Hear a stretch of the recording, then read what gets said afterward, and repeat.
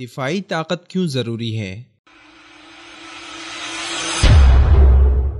ایک مسلمان کا دنیاوی مقصد مال و دولت جمع کرنا، بلند و بالا عمارتیں بنانا، عمدہ کھانے، بیش قیمت لباس یا اچھی سے اچھی سواری خریدنا نہیں، اور نہ ہی اس جانب اللہ پاک نے مسلمانوں کو رغبت دلائی ہے، کیونکہ ان چیزوں کی حرص یا میلان اللہ نے انسانی سرشت میں پہلے ہی سے رکھ دیا ہے۔ اللہ نے جس سرگرمی کی طرف مسلمانوں کو قرآن میں بار بار تحریک دی ہے وہ ہے طاقت اور عسکری مہارت کے حصول میں ترقی۔ ایک حدیث کے مطابق اللہ کو قوی مومن کمزور مومن کی نسبت زیادہ پسند ہے۔ اللہ نے گھوڑے کو جانوروں میں باعزت مقام بخشا اور اس کی پیشانی کے بالوں کو برکت قرار دیا، کیونکہ گھوڑا جنگی میدان میں دشمن پر برتری جمانے میں اہم کردار ادا کرتا ہے۔ سورہ انفال میں ارشاد ہے کہ ان کفار کے مقابلے میں قوت اختیار کر لو جس حد تک تم سے ہو سکے، اتنی طاقت جمع کر لو جس سے خدا کے دشمنوں پر رو پڑ جائے۔ قرآن مجید میں قوت تیار کرنے کی صراحت نبی کریم صلی اللہ علیہ وسلم نے یوں بیان فرمائی ہے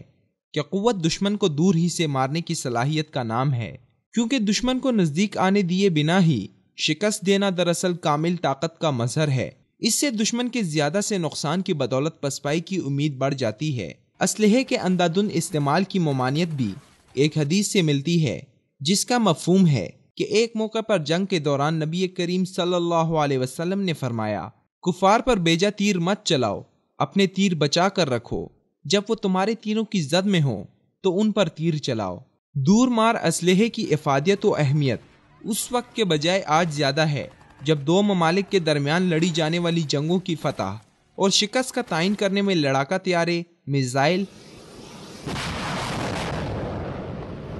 اینٹی ایئر کرافٹ گنز بنیادی کردار ادا کرتے ہیں۔ الحمدللہ پاکستان میزائل ٹیکنالوجی میں خود کفیل ہے، جس کے میزائل ہزاروں کلومیٹر تک وار کرنے اور ہر طرح کے روایتی اور غیر روایتی اسلحہ لے جانے کی صلاحیت سے مالا مال ہیں۔ پاکستان معاشی اور سیاسی حالات میں ابتری کا شکار ہونے کے باوجود عسکری طاقت میں کسی سے بھی کم نہیں۔ یہی وجہ ہے کہ انڈیا پاکستان کے ساتھ براہ راست جارحیت سے گریز کرتا ہے۔ عرب ممالک بے پناہ تیل کی دولت کے مالک ہونے کی وجہ سے انتہائی عیش و عشرت کی زندگی گزار رہے ہیں۔ ان کی دلچسپی کا مرکز بلند عمارتوں کی تعمیر اور پرآسائش زندگی ہی بن گیا تھا۔ اس کے مقابلے میں ایران نے طاقت جمع کرنے اور عسکری مہارتوں میں ترقی کی طرف توجہ دی، جس کی وجہ سے ایران کے توسیعی عزائم کی وجہ سے آج خطہ عرب شدید خون ریزی، بے چینی اور سازشوں کی آماجگاہ بنا ہوا ہے، اور ایران اب یمن، عراق، بحرین، لبنان، شام میں کھلم کھلا براہ راست مداخلت کر رہا ہے۔